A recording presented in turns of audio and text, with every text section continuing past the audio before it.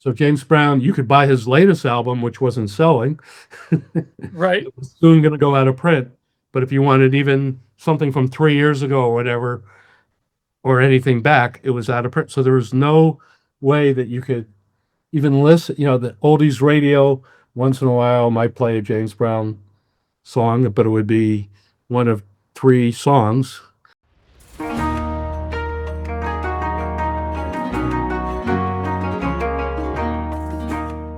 Welcome to the Pixel Retentive Podcast, where we unpack the messy, beautiful intersection of creativity and business with the artists, marketers, and founders shaping our culture. Hey friends, I'm Carl, founder of Epic Made, and I'm the host of the Pixel Retentive Podcast, where we share our thoughts on creativity, art, and business.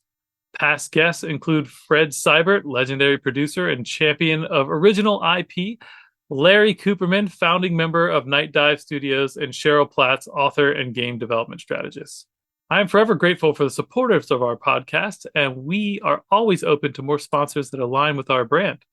That said, Pixel Retentive is brought to you by the creative gurus at Epic Made. Epic Made is a strategic creative studio that helps brands turn big ideas into unforgettable animated content, campaign visuals, and story-driven creative that actually connects and turns viewers into fandom. We work with the best brands in gaming, entertainment, tech, and pop culture to make their ideas feel bigger, clearer, and harder to ignore. So if your brand has a campaign, launch, or pitch that needs to stand out, visit epicmade.net and let's make something epic. All right, so with us today, we have Richard Foos, co-founder of Rhino Records and Shout. Welcome to the show, Richard. Thank you. Great to be here. Super excited to have you. You've got some really cool experience, and I can't even imagine the amount of amazing stories you have just from the little chat we just had. So for those of you that don't know too much about Richard, he began his career with a small record store that grew into Rhino Records, a pioneering label that helped create reissue culture by reviving both hit and obscure music while elevating physical releases into collectible art. After Rhino's acquisition by Time Warner, he co-founded Shout Factory, expanding his fan-first philosophy into television and film with high-quality, niche-focused releases. Beyond his business success, Richard is known for his philanthropy, board leadership, and commitment to preserving pop culture with care, creativity, and social responsibility. Well, that's an awesome bit of intro there, Richard. You've been doing things for quite a few years, huh? Yeah, I've been started kind of right after college, so it's 50 plus years. Yeah. Incredible, man. So I would love for the audience to get to know you a little bit better. So, how did this small record store evolve into reshaping how we preserve and celebrate pop culture? Well, I started the store in 1973 and in Westwood, but what I didn't realize was there's Westwood Village, which is right by UCLA, and at that time was this burgeoning great college town. And then there's Westwood, which was, 7, 8 blocks down the street. And what I never thought about was UCLA, even though there were 50,000 of them, they don't have cars. So they can. So I opened a record store. There was no used record store in Westwood, but that's because students couldn't get to the 10 blocks to go to our little Hubble record store. But we persevered, and we were like, everyone who worked there, you just kind of had to be a customer. And if you were into jazz, I'd say, hey, you want to, work here? And they'd become the jazz expert. And some were high school students. And most of the original employees, they went on to like incredible things. One is the guitarist in Wilco, Nels Klein. One's became general manager of Warner Brothers Records. And these were like, I was just out of college, and these were, a lot of high school students, but we were all like crazy music fans. And what we realized from the record store was literally anything that wasn't the Beatles, the Stones, Led Zeppelin, if any groups even a small level below them, the records were out of print because the whole business was focused on what's the latest hit. That's all the record companies could really conceive of. We got to sign a new artist. We got to have a hit. And they forgot that they had these great catalogs that were all, everything was out of print. And so that's where we decided we're going to make, we can make high quality fan based reissues of these, artists that you couldn't buy. And in those days, there wasn't the internet. There wasn't, there maybe was one oldies radio station in the town, maybe. Yeah. So there was nowhere to buy and there were nowhere to hear if a record was out of print. It was really out of print. You better have like an older brother that has some old records or whatever, or otherwise you're not going to hear it. So that's how we started, going to the record companies, and in some cases the artist, and in some cases independent record companies, that had put their records out in the 50s and 60s, and the owners of the labels were retired for 15 years. And Okay. we, So so the one example was Richie Valens, who, was one of the three artists in the day the music died when the plane crashed. And it was Buddy Holly, him and the Big Bopper.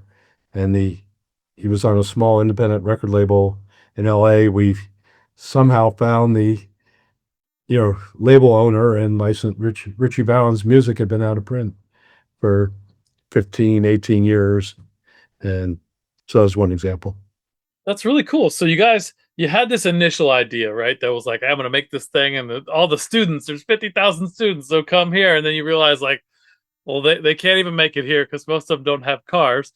And then you still persevered, like you said. And it sounds like this was the classic kind of entrepreneur pivot, and I don't know if they talked about it that much back in the day, but I hear this frequently now, especially in tech and all the things where it's like so much easier to pivot nowadays. But like, you guys decided at some point that there was a Yeah. market here for you guys to revitalize these amazing works of art that weren't the current hottest thing, so no one cared about them in the industry, essentially. So you found yourself a niche that was not being served. And I'm sure people, like, I listen to music, like I still listen to Bob Marley all the time. I don't even know how long he's been gone. Like, that's my favorite artist, right? So it's like, yeah, I could totally see how that was a thing that needed service back then, especially when there's no one doing that. So how did that evolve? Like, what did that look like when you bring that back to print? Did you have to set up manufacturing, or did you need to, like, how does that, like, talk me through some of that? Well, I guess a lot of this was lost in the last 25, 30 years when records weren't being made anymore. But now there is a giant revival. Vinyls, I think, in the last 15 years has actually got increased sales every single year.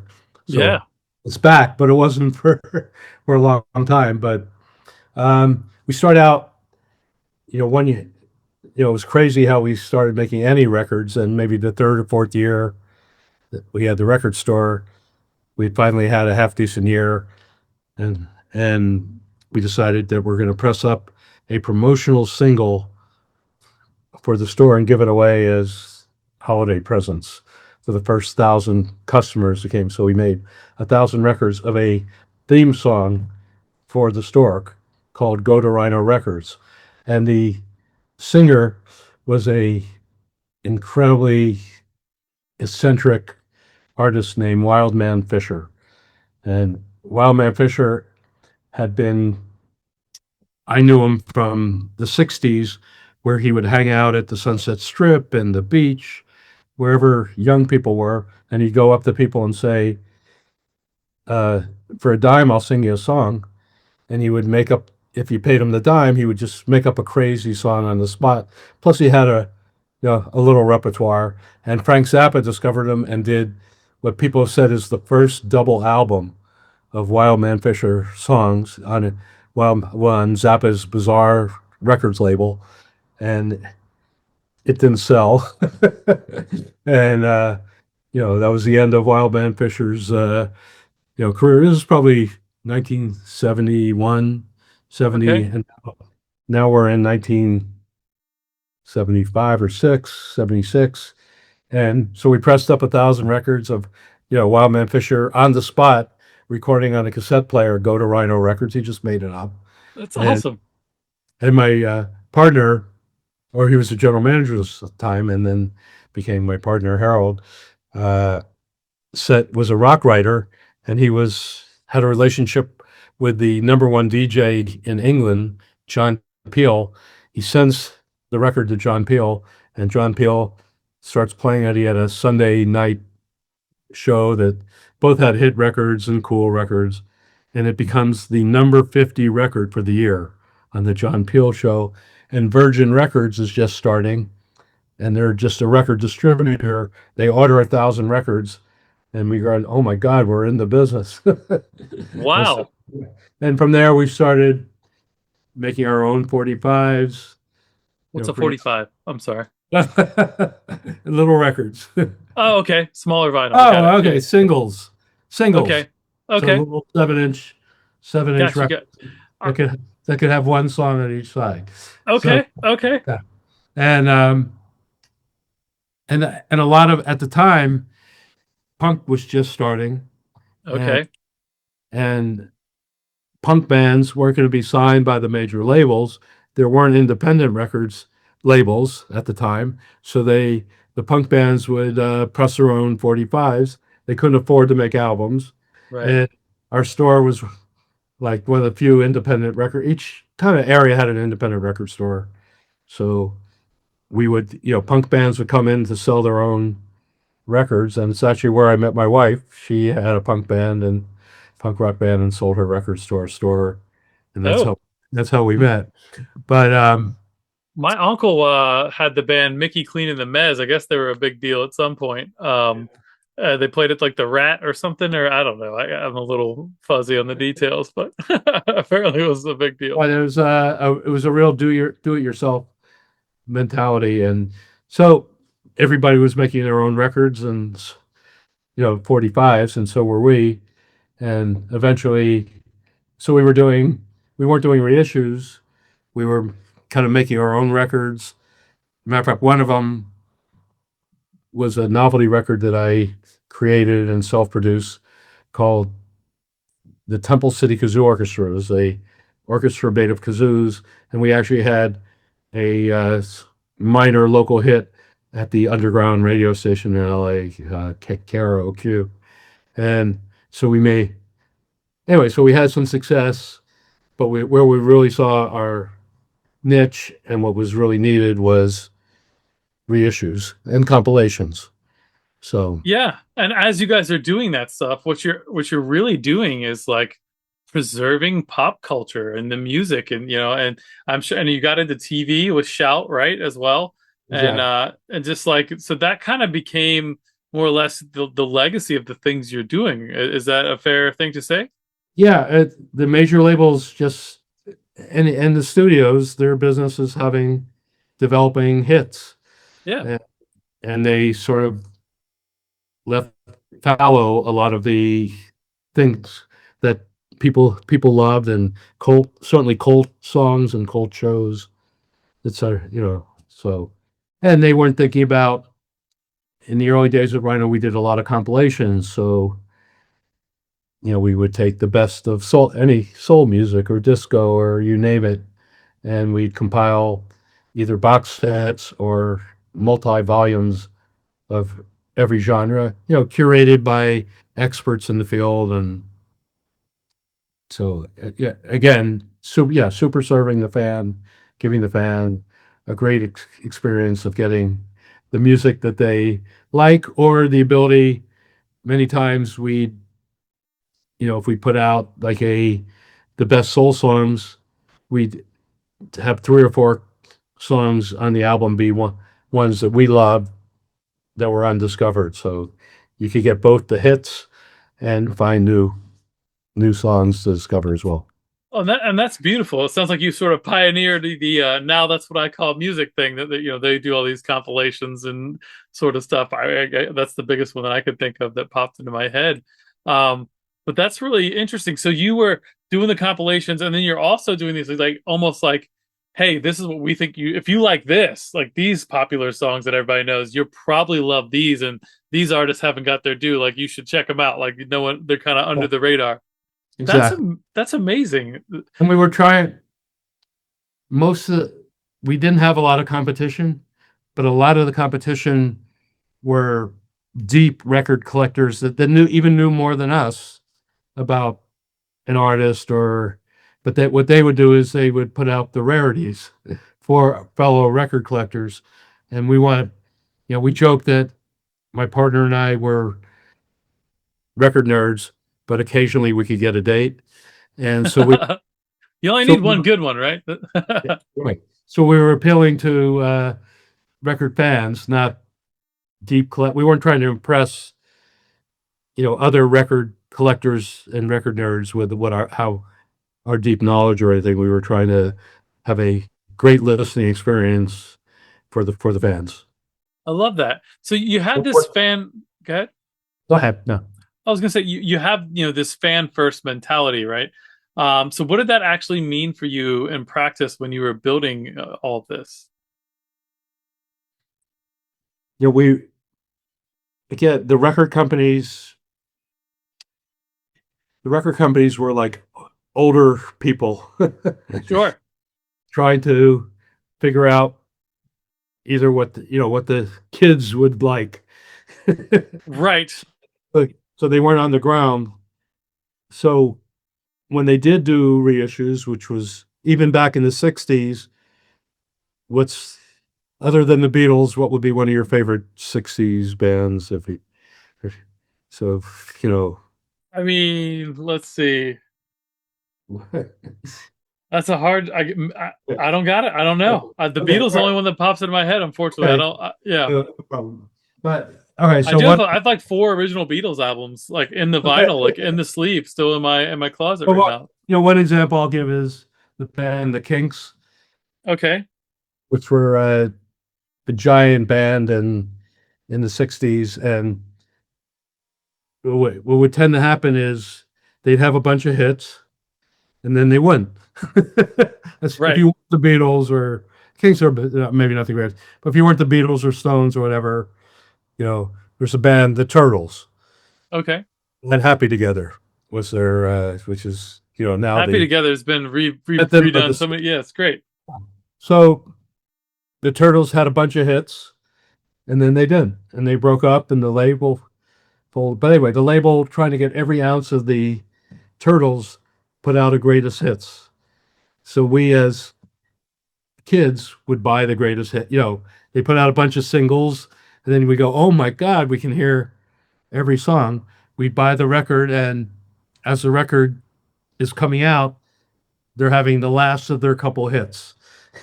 So you buy Right. the album, and you didn't get all their hits. And if you look at old albums, they'll say on the back cover where you want to see liner notes. Many of the times they would just list the tracks and then they have an advertisement for their other albums. And they were so tone deaf that on the first Who album, that's a good example. The Who, which was like the raucous, most rebellious band Yep. with the song My Generation and everything, they would have on the back, if you like this album, you'll really enjoy. And it was MC Records, and all their other artists were like big bands, crooners. So you're getting music you hate. Yeah. Yeah. They You just hated did. that music, and that's what they're the back of the cover. So they just didn't have any idea of how they had no knowledge or any real research or whatever on what us as fans really wanted. So we knew exactly what a great experience would be when you buy a compilation reissue or whatever. That's beautiful. Yeah, because they didn't understand the culture because they were just trying to profit off of it, right? Like they just see the money. They weren't actually a part of the community and the culture, and that's where you guys really had your edge. It sounds like. Right. Um, yeah, yeah. So I was just looking up some of the bands here for the just from the '60s. I don't know when some bands came Okay, around yes, because right. I mean I was born in '85, so it's like it's all before, like it was before me, so like I don't know. But Yeah. yeah, like I mean, obviously the Beatles is number one, but like the Rolling Stones, the Beach Boys, the Doors, the Who, Jimi Hendrix, like Pink Floyd, yeah, all that. So definitely, I And wish I had a. those superstar bands we never really worked with because they're they were still having new albums from a Right. lot of, and their albums are still selling, so they're not going out of print.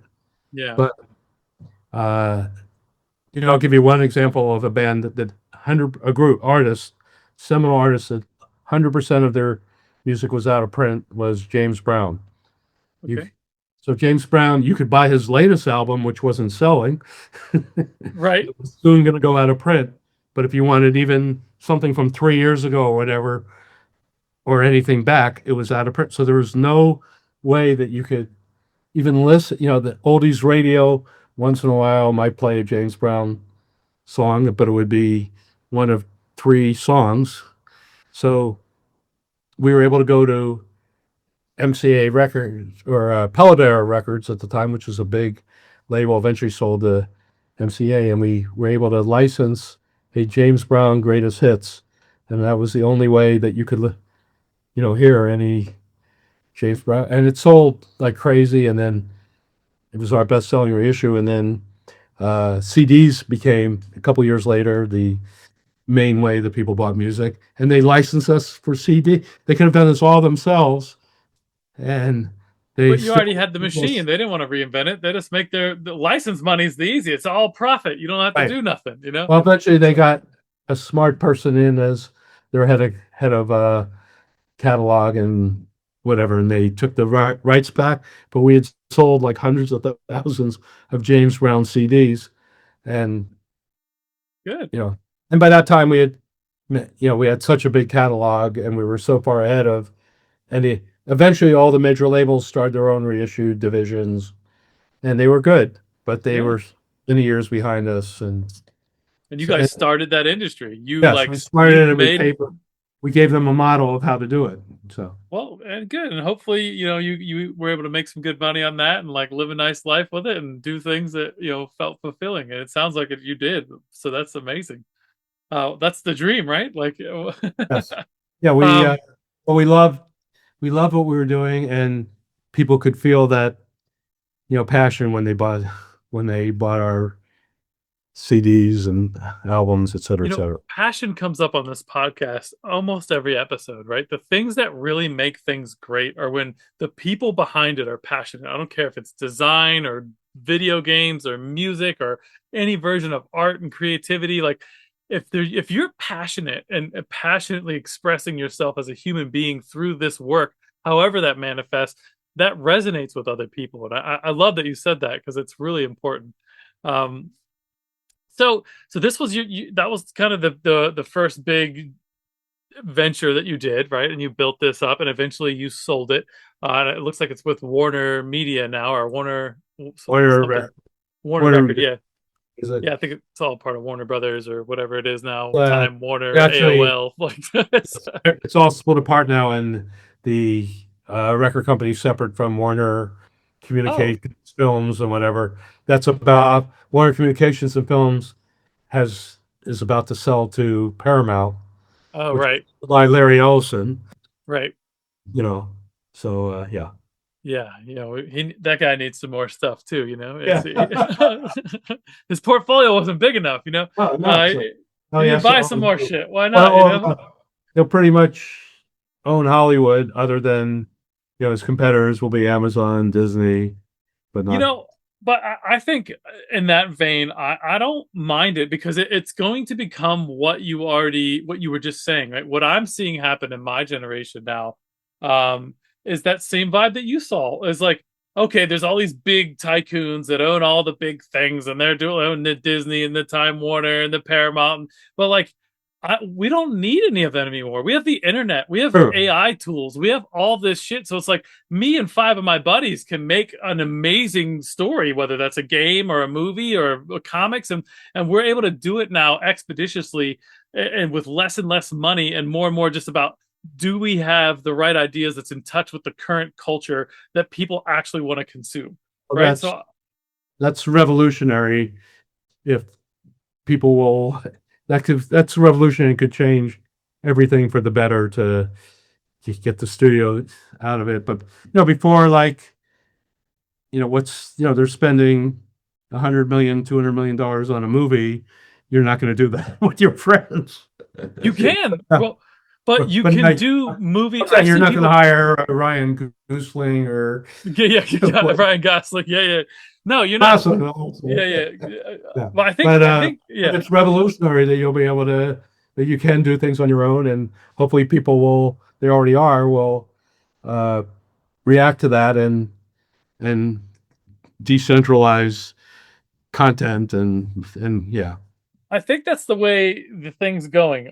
Because I feel like some of these the bigger, more established, titans of industry, if you will, they're always looking for the lowest risk thing they can do to try to make some money, right? Like it's very rare that the machine itself is like, oh, let's take a big risk on this thing and try something really new, really out avant-garde. And those are the things that define culture and make all these unpredictable pivoting things. I just feel like the technology that's coming and that's here, like there's like a whole AI film festival, and whether or not anybody's feelings about how AI is created and the data sets and all the stuff. Well, I've gotten into all of that, and there's definitely lots of intellectual property theft there.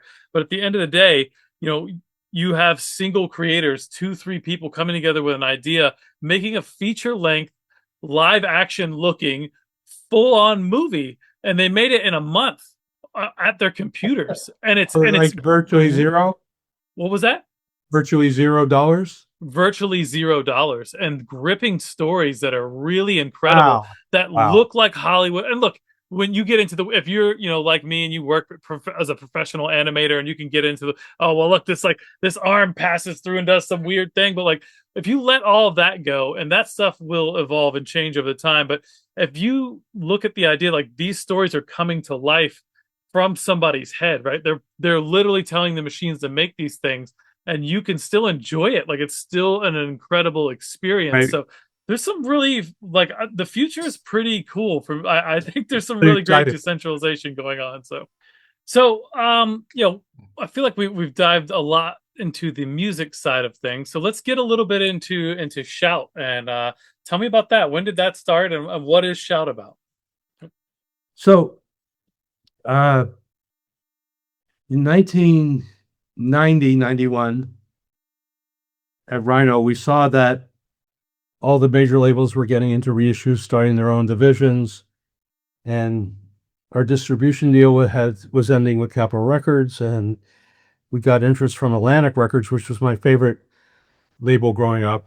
They had they kind of like they were the Cadillac of soul music record labels, and they had Aretha Franklin, Otis Redding, Wilson Pickett. I don't know if those are the names Yeah, you know or not, but the biggest artists, and they had never reissued any of their music, including very little with Aretha Franklin.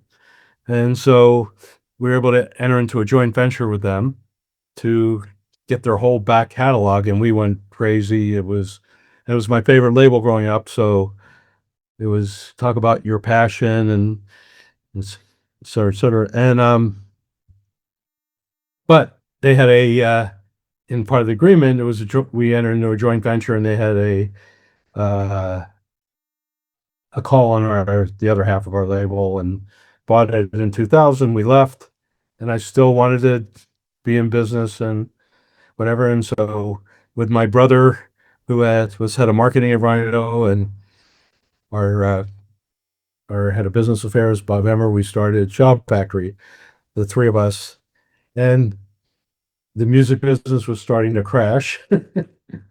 And we started wanting to be both video, do the same things in video, TV shows and films that we've done in music. So much DVD was now really the only way to hear other than broadcast, to hear older music, older yeah, film TV shows.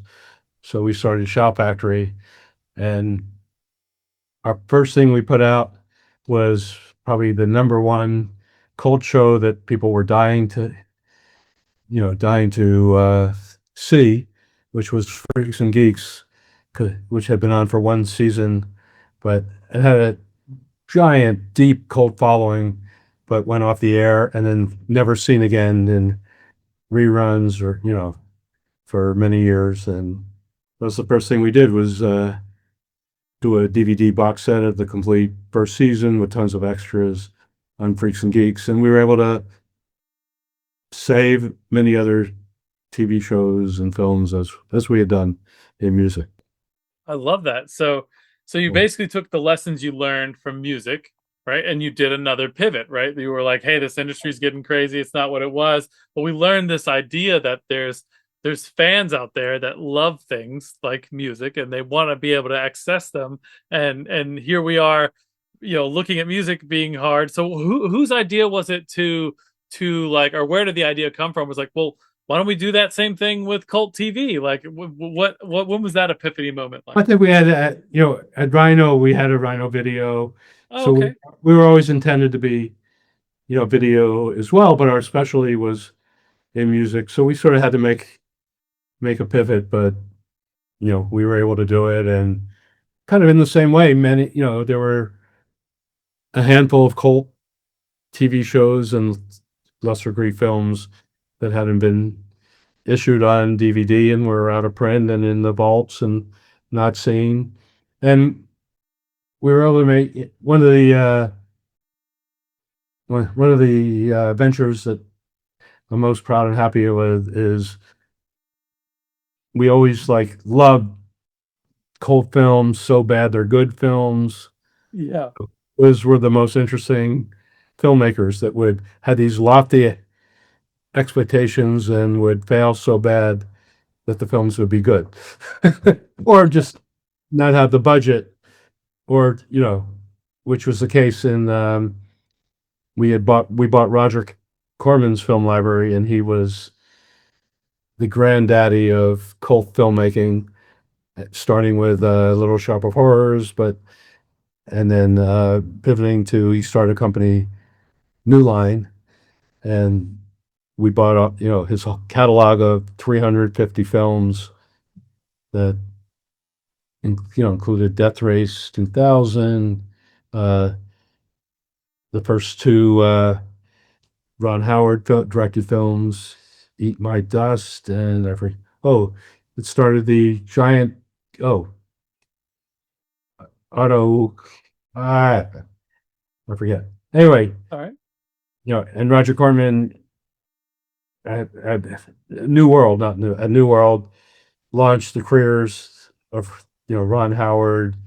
James Cameron was a cinematographer, for him.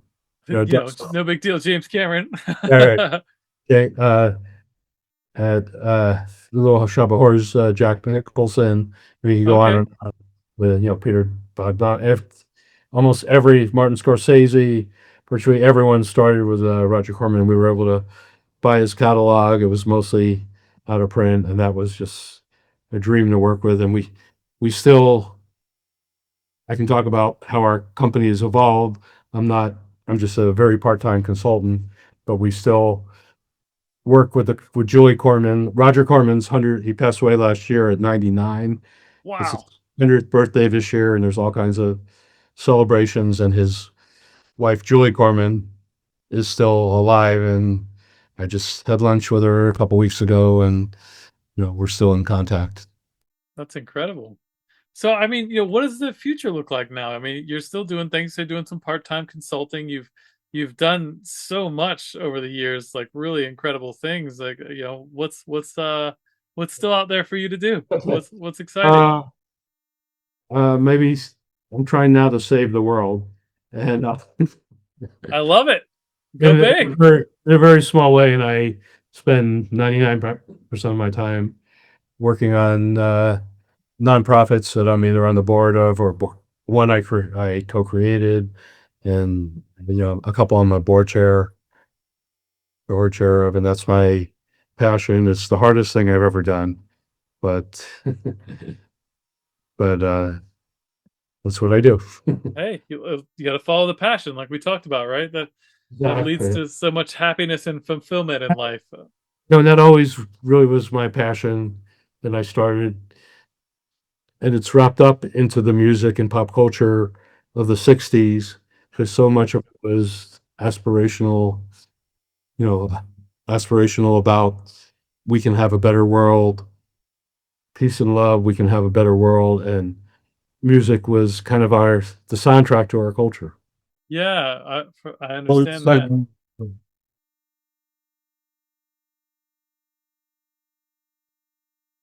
okay. All So, right. Yeah, yeah. no worries. I mean, So, love for so I feel it all is one sort of 360-degree organic process.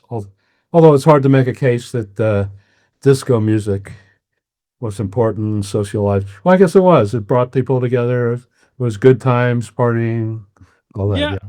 I mean, and that's important, right? Like life, you get like if we can't just celebrate just being alive and healthy and dancing and like enjoying each other as a community, like that's what we need. We need that too, Right.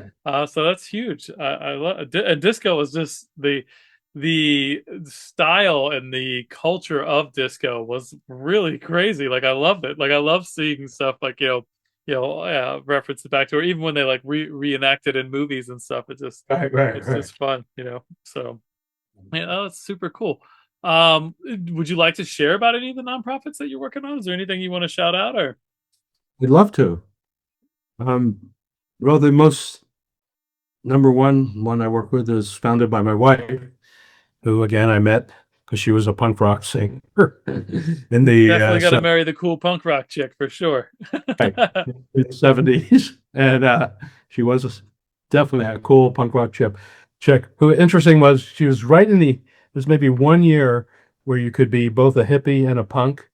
Like I was too old to really be a punk, and but she was like a few years younger than me, so she caught the end of hippieism and was a hippie, and then could, speaking of transitioning into a punk, and then she later became a therapist, went back to school, became a therapist, and then she got a second master's in something called narrative medicine, which was teaching doctors and patients how to relate through storytelling. And Amazing. there's empirical data that when they do that, the patient heals much faster and better. And she said, "Hey, everybody needs to be connected through storytelling." And she started a nonprofit called the Narrative Method, and it's you can go to the narrative method .org and see for yourself. But she has virtually daily salons, free, open to the public, where people share stories around prompts, and diverse people that don't know each other from all over the continent come together and share, have a great time, and That's all. incredible. And then, yeah, so that's the main one I work with. Also, one called Volunteer Collective, that's LA County based, where we try to promote volunteerism around homelessness, education, the underserved, and promote volunteerism to address all our biggest social problems. Yeah, what do they say? You can tell a lot about a society from how well they treat their most underserved and Oh, well, I forget the word I'm looking for, but yeah, I I love the that. least fortunate. Yeah, that's a great. I never heard that, and it's great. Yeah, Yeah. and it doesn't speak well of us. No, it doesn't. Every big Those city you go evil, to. those evil multi-billionaires we were talking about before. Yeah, that's the yeah. We could go Oh, get on another. that soapbox. We'll have another episode of ranting about society. Right. Well, Richard, this has been a lot of fun, and we are coming up on time here, and I'm sure there's an endless amount more stories I could get to. But is there anything in your career that you haven't already mentioned that you would like to shout out to the audience? Maybe a mentor, valuable resource, favorite project, client, something like that? Um, yeah, I've worked on so many amazing projects, and as we're talking, I feel so you know so lucky. But you know, one I love working on that we were able to actually launch new episodes of. We don't do a lot of new production. Was Mystery Science Theater 3000. Oh, wow. So that was a cult show of the 90s that was current in the 90s, but looked back and made good nature, good-hearted fun of like the horrible movies I loved growing up, and so it married everything I loved, and animation and puppetry and everything. We were able to not only release all the old shows which have been out of print, but we did a Kickstarter campaign, raised the most money for new episodes, raised the most money for a media campaign in the history of Kickstarter, and we're able to do new episodes, which the fans loved, with some of the original cast, the original creator. So That's incredible. I had no idea. Thank you for sharing that. yeah. Awesome. And then I want to give a big shout out to our mutual friend Fred Seibert, who was recently on the show again with his wife Robin. Awesome human being. So Yeah, Fred is one of my closest friends and amazing person. And thank you, Fred, for putting us together. yes, Fred, thank you so much. Fred is such a great connector, and everyone I've ever talked to that knows Fred thinks he's the nicest guy and so kind, and it's because he is. Shout out to Fred. All right, so we've been talking with Richard Foos. You can check him out at shoutstudios.com as well. Is that still, you still manage that? Radioentertainment.com. Radio Entertainment? Radio, RADIAL. Got it. Radioentertainment.com. Hold on, let me get the right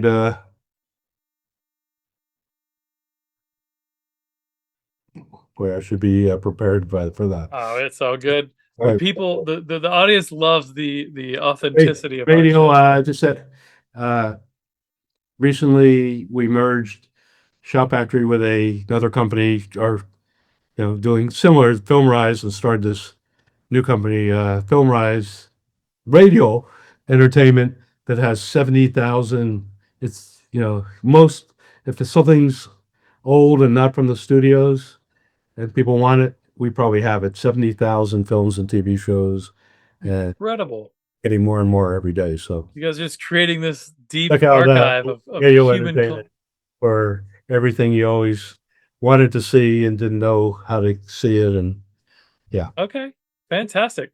And if listeners are listening to this and they want to follow up with you directly, where should they go? Good question. Richard@rpoos.com. All right, great. All right, Richard. Well, thank you so much for being on the show. And if this episode sparked something for you, please share it with your friends or colleagues. And we will see you all next time. Take it easy. We really hope you enjoyed the show. Please like and subscribe to join us on our next journey through the world of art and business on the Pixel Retentive Podcast.